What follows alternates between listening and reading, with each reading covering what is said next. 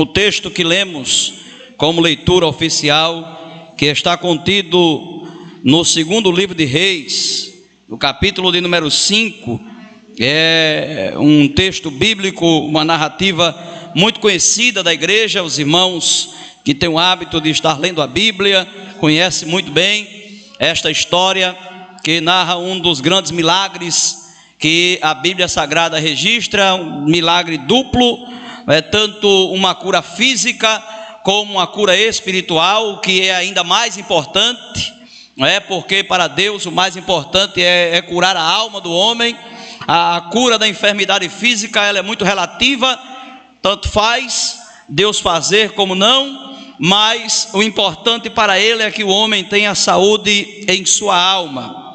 Capítulo 5, versículo 1, quero recapitular este versículo, que nos diz o seguinte: E Naamã, chefe do exército do rei da Síria, era um grande homem diante do seu senhor, e de muito respeito, porque por ele o Senhor dera livramento aos sírios, e este era varão, homem valoroso, porém leproso. Amém, meus irmãos?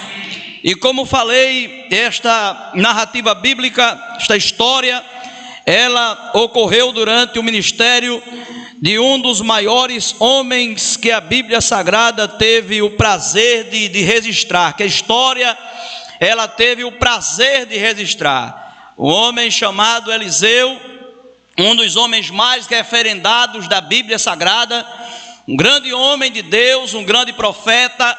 Haja visto que quando nós lemos a partir da sucessão que Eliseu ele fez de Elias, porque Eliseu, os irmãos sabem que foi um profeta que sucedeu outro grande profeta. Ele não sucedeu um simples homem, um homem que apenas passou pela história, mas Eliseu, ele teve o privilégio de suceder também um dos maiores profetas que a Bíblia registra, que é o profeta Elias.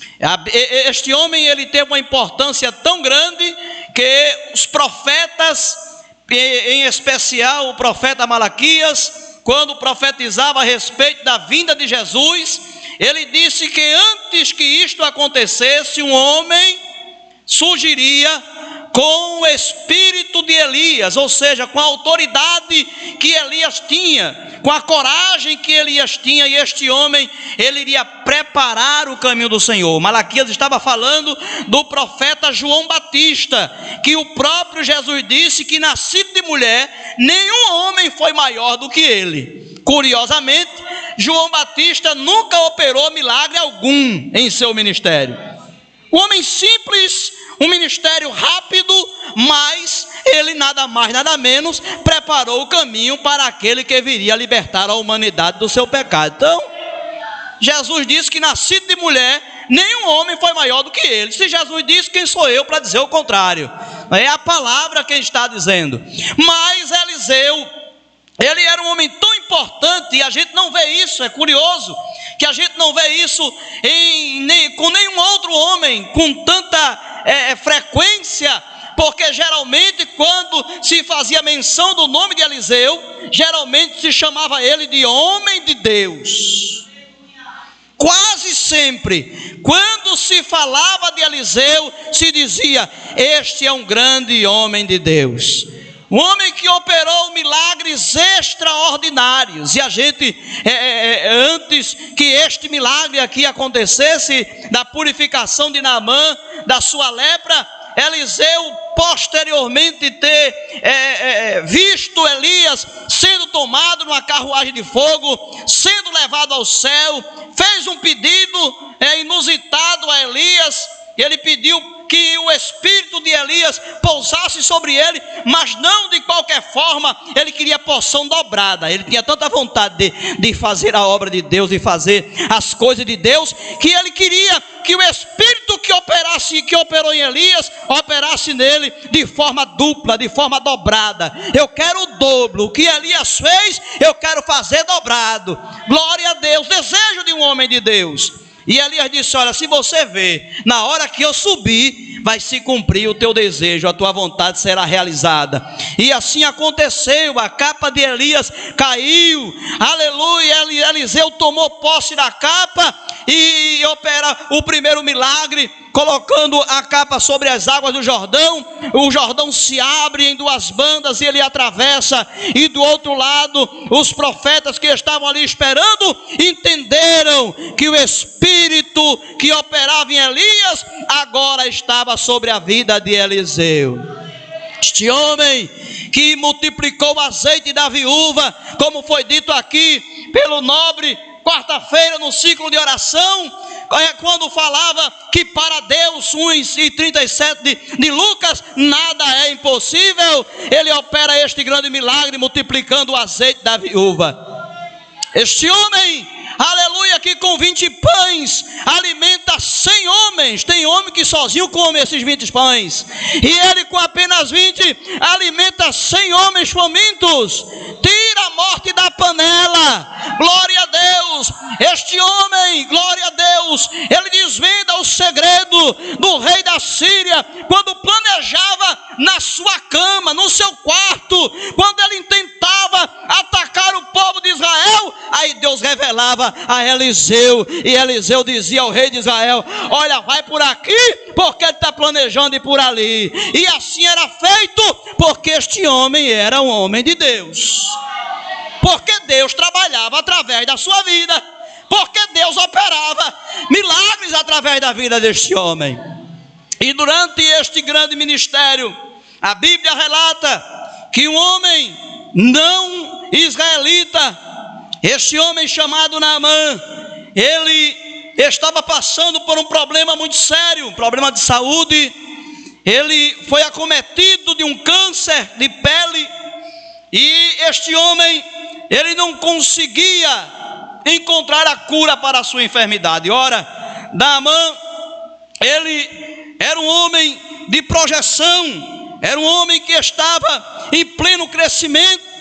É este homem que o profeta Eliseu, com uma palavra, cura a sua enfermidade mediante a obediência. Depois de fazer algumas ponderações, alguns questionamentos, este homem recebeu o milagre da sua vida. Mas este homem, a Bíblia, ela relata, quando nós lemos no capítulo 1, o capítulo 5, versículo 1 de 2 Reis, diz que este homem era chefe do exército da Síria, era um grande homem, era um comandante, um homem valente, poderoso, um homem que em sua vestimenta, em sua farda, reluziam medalhas de honra ao mérito. Era um homem de proa, era um homem de projeção, era um homem de crescimento, era um homem importante. E a Bíblia chega a dizer que ele era um homem abençoado por Deus, porque por ele, segundo a Bíblia, Deus dera grandes vitórias ao rei da Síria. Ou seja, Deus operava através da vida de Naamã. E às vezes a gente fica até imaginando como é que pode um homem ímpio, um homem que não temia a Deus, um homem que não servia a Deus. Mas Deus, ele não tem a visão limitada que o homem tem. Deus enxerga lá na frente, Deus enxerga lá no futuro. Às vezes o Senhor investe na vida de alguém, poupa a vida de alguém, porque ele sabe o que tem preparado para a sua vida lá na frente. Talvez na visão humana e de muitos israelitas, Naamã deveria morrer o mais rápido possível, porque por causa dele, Deus pesara a mão sobre a nação de Israel. Mas Deus tinha um plano maior na vida deste homem. Deus tinha um plano maior na vida dele, glória a Deus. Era um herói nacional, era um homem, como já disse, de vanguarda, um homem afamado em todo o Oriente. Porém, ele trazia debaixo da sua vestimenta um grande problema, uma grande doença, uma grande dor, um grande sofrimento. Era um homem de dupla identidade, vivia uma vida dupla. Lá fora de casa era este homem temido, este homem afamado, este homem poderoso, este guerreiro valente. Mas dentro de casa não passava de um leproso, não passava de um doente, glória a Deus. E como já disse, antes de entrarmos propriamente na mensagem, se faz necessário fazer algumas notas a respeito deste grande homem. Este homem, como disse, ele era um homem que estava em plena projeção, em plena ascensão, glória a Deus. E nós devemos falar algumas verdades a respeito de Naamã. Segundo o capítulo 1, o capítulo 5, versículo 1, ele era um grande homem diante do seu Senhor, porém leproso. Naamã, ele era um homem que estava em plena projeção. Cada vez que ele ia para o campo de batalha, ele voltava com a sua vitória, e isso é natural. A cada vitória conquistada, mais fama ele alcançava. Naamã era um homem honrado, e esta honra, ela pode ser vista de 3 ângulos diferentes. Primeiro, honra militar. O homem vitorioso em suas empreitadas militares nunca havia perdido uma batalha, porque o Senhor era com ele. Este homem, ele possuía uma honra política. Haja visto que como a sua fama crescia, à medida que ele crescia, ele se tornava um homem cada vez mais conhecido, e por isso ele se tornou um homem honrado politicamente. E terceiro, ele era um homem que possuía honra popular. Imagina este homem voltando de suas empreitadas militares, adentrando os portões lá de Damasco. Quando ele chegava na capital da Síria, ele era ovacionado pelos seus contemporâneos, pelos seus conterrâneos, pelos da sua nação, pelas vitórias que ele trazia. Este homem era um homem que possuía estas 3 honras. Era um homem abençoado. Deus abençoava este homem, porque por ele o Senhor dera grandes vitórias ao rei da Síria. A graça comum de Deus, que ela vem sobre toda a humanidade. Quando Deus manda chuva, ele manda chuva para quem é crente e para quem não é crente. Quando o sol nasce, ele nasce para todo mundo, quem serve a Deus e quem não serve. Quando a lua sai, ela sai para todo mundo, para quem serve a Deus e para quem não serve. A graça comum de Deus, ela está sobre a vida de toda a humanidade. Agora, tem coisa que Deus só faz na vida daquele que tem compromisso com Ele. Tem coisa que Deus só realiza na vida daqueles que têm compromisso com o Senhor. Mas, como já dissemos, depois de registrar essa extensa folha de glórias, o escritor sagrado, ele pontua, porém, leproso. Tinha tudo: fama, honra, posição, vitórias, glórias. Todo mundo idolatrava Naamã, mas ele era um leproso. Ele tinha tudo à sua disposição, mas ele não tinha aquilo que ele mais queria, que era a saúde, que era a purificação da sua lepra. E quando nós olhamos para o sofrimento da doença deste homem, a lepra, ela apresenta 5 características que eu quero falar aqui rapidamente para os irmãos. Primeiro, a lepra separa. Segundo, a lepra insensibiliza. Terceiro, a lepra deforma. Quarto, a lepra contamina. E por último, a lepra mata. Todo mundo sabe que na época a felicidade de Naamã era porque ele não era judeu. Porque se ele fosse judeu, segundo a cultura, ele, quando diagnosticado com lepra, porque quando a mancha aparecia no corpo de alguém, esta pessoa era levada ao sumo sacerdote. Ele deixava esta pessoa separada durante 7 dias, para ver se a doença evoluía ou não. Depois dos 7 dias ele voltava, se apresentava novamente ao sacerdote. Se a mancha não evoluísse, ele passava por um tratamento e voltava para casa, depois de fazer os ritos de purificação. Mas se a lepra não recuasse, se ela avançasse, este homem era separado da sociedade. Ele era levado para um local chamado Vale dos Leprosos. Não podia ter contato com família, não podia ter contato com a sociedade, perdia o convívio do lar e ficava separado de tudo e de todos, até que a morte chegasse para ele. Esta era a condição de Naamã. Mas ele, como não era israelita, ele ainda ainda podia transitar normalmente nas ruas de Damasco, podia dormir em casa, porque o leproso, ninguém podia ter contato com ele. Quem tocasse no leproso, contraía a doença. Se um leproso sentasse numa cadeira e alguém sentasse na cadeira do leproso, ele ficava com problema também. Era uma série de restrições que era dada a alguém que possuía esta doença. Louvado seja o nome de Jesus. Mas Deus estava trabalhando, glória a Deus, no coração, na vida deste homem. Glórias ao nome do Senhor. Ele sofria um sofrimento da duplicidade. Em casa era uma coisa, na rua era outra. O sofrimento da impotência, porque apesar de ele ser quem ele era, rico, poderoso, afamado, mas nada disso podia resolver o seu problema. A lepra avançava cada dia mais e ele entrava em desespero. Acredito que em casa, junto com a sua família, com a sua esposa, discutindo, lamentando aquela situação, ele não conseguia, glória a Deus, resolver o seu problema. Como diz a palavra, que ele possuía pelo menos 3 tipos de impotência. Primeiro, a impotência da medicina. A lepra na época era uma doença incurável, não havia cura para a lepra. Hoje ainda existem tratamentos, e dependendo do estágio da doença, ela pode regredir, ela pode ser curada.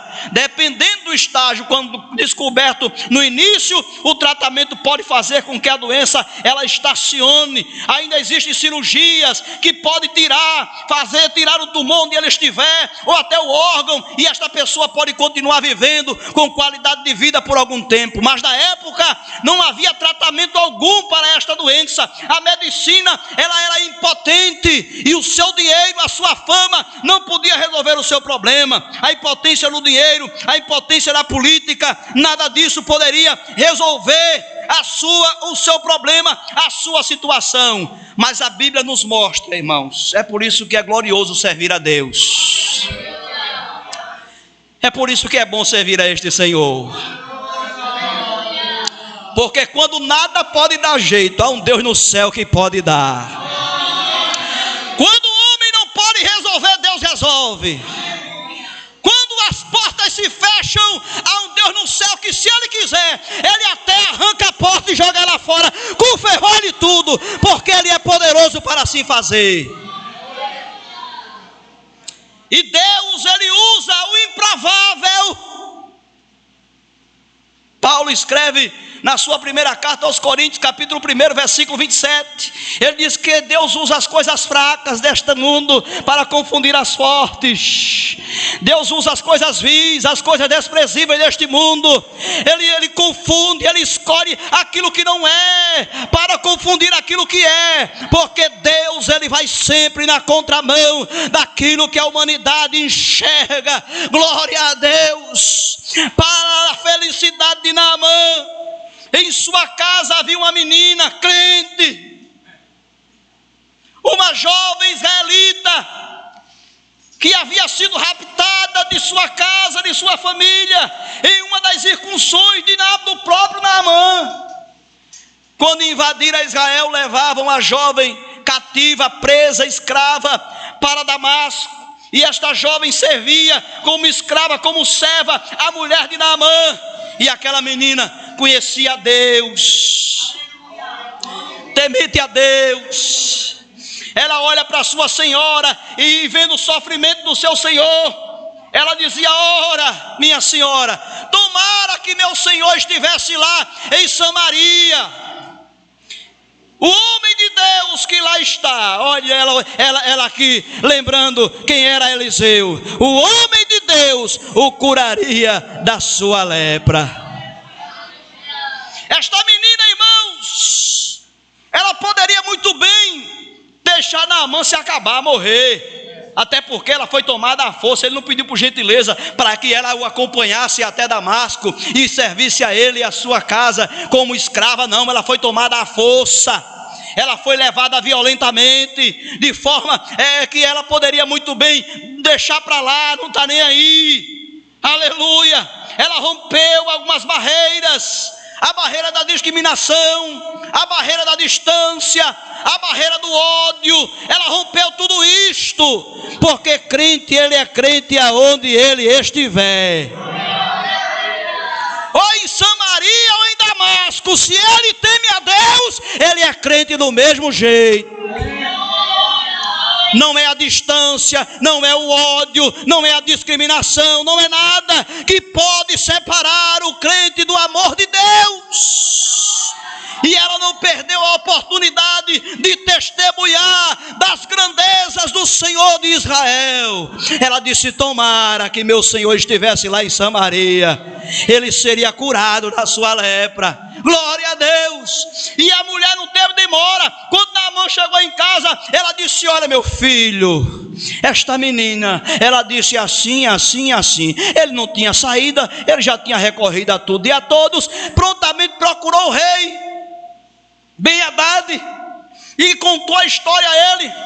Ben-Hadad fez uma carta, entregou a Naamã e mandou ele ir para Samaria. Se lá entregue. Naamã preparou logo uns presentes, prata, ouro, roupas, albardou o jumento, preparou a bagagem e foi-se embora rumo a Samaria. Quando a carta chegou na mão do rei, que o rei leu a carta, coisa triste é crente desviado dentro da igreja.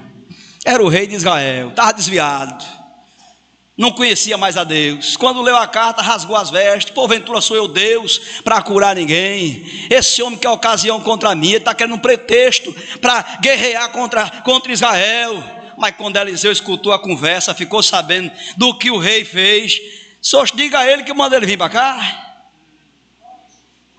que eu vou mostrar a ele que ainda dá a Deus em Israel.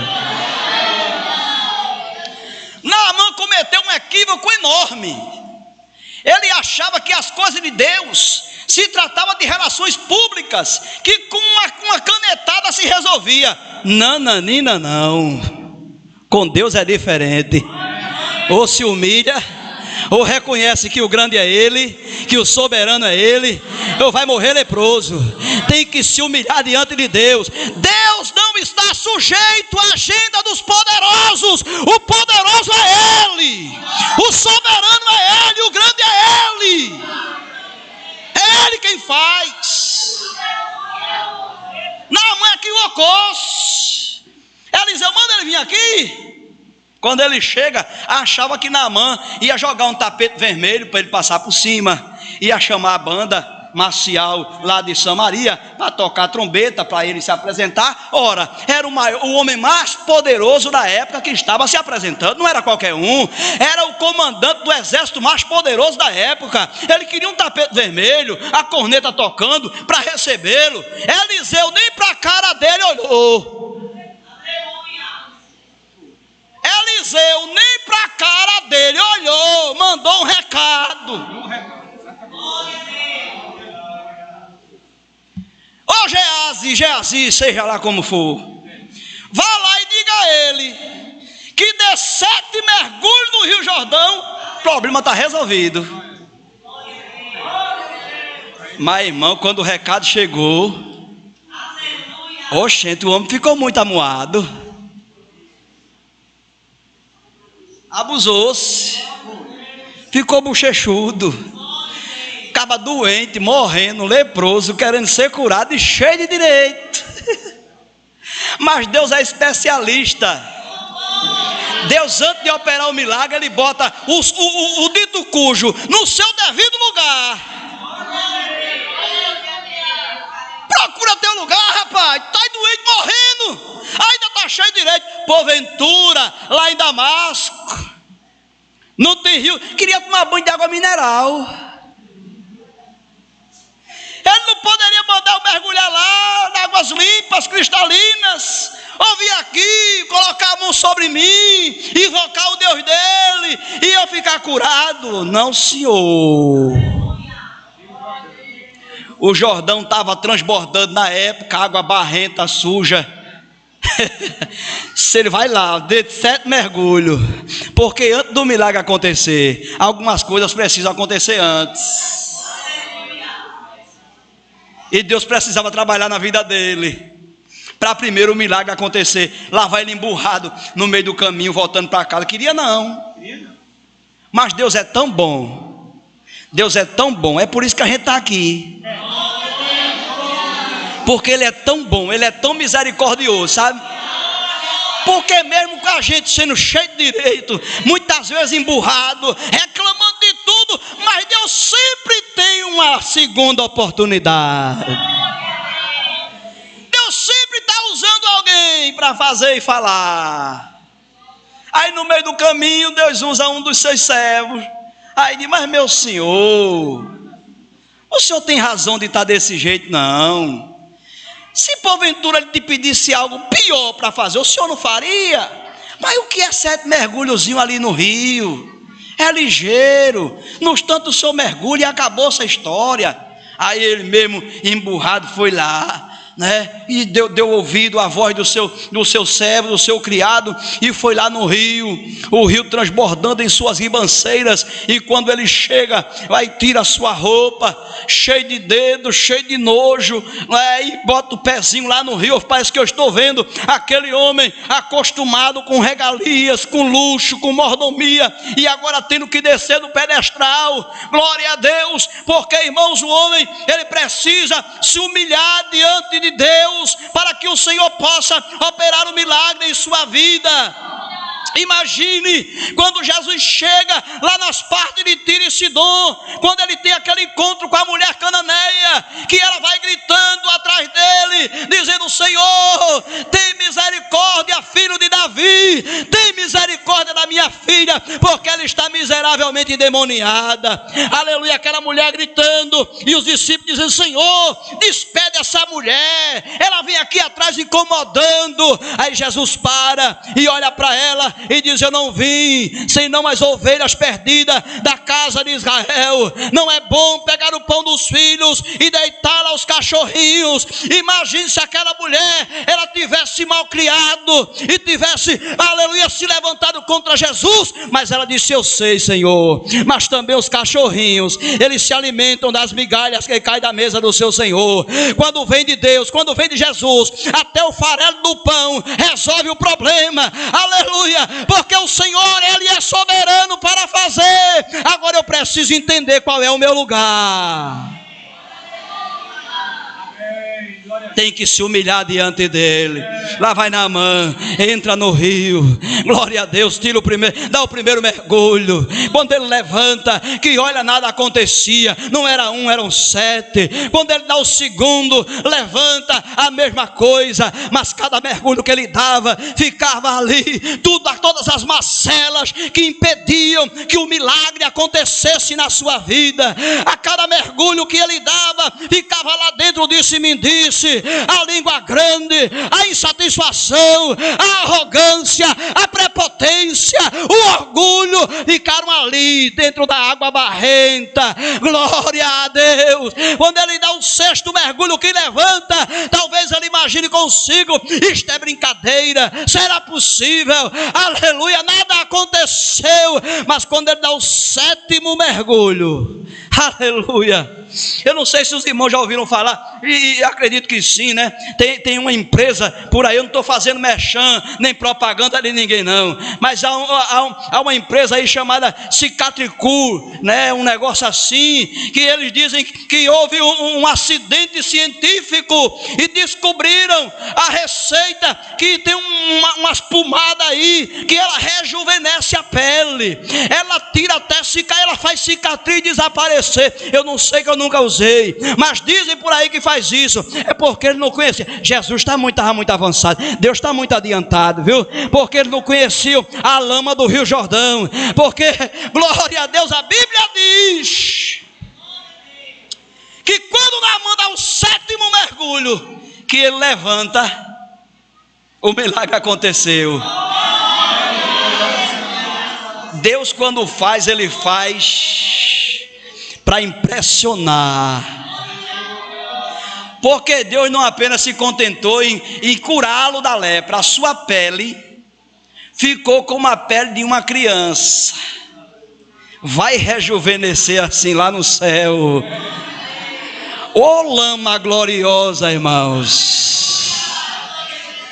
E além de curar o corpo, este homem, depois que foi curado, ele volta lá para Samaria e procura Eliseu para agradecer e quis presenteá-lo. Os milagres de Deus não se negociam. Deus não vende milagre.